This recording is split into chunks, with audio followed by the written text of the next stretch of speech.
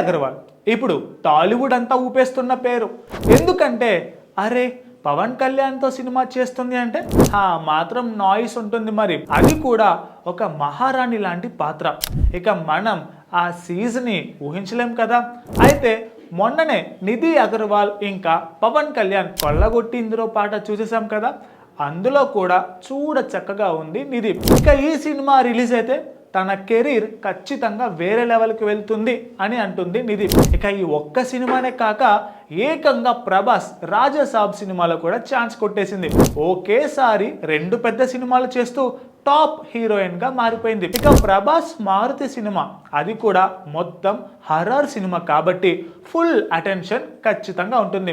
ఈ సినిమా కూడా ఆల్మోస్ట్ హిట్టే అంటున్నారు అందరూ. ఇక ఈ 2 సినిమాలే కాదు, ఈ అందాల బొమ్మ చేతిలో ఇంకో క్రేజీ ఆఫర్ కూడా వచ్చి పడింది. అదేంటంటే ఏకంగా సూర్య ఇంకా వెంకీ అట్లూరి డైరెక్టర్ సినిమా.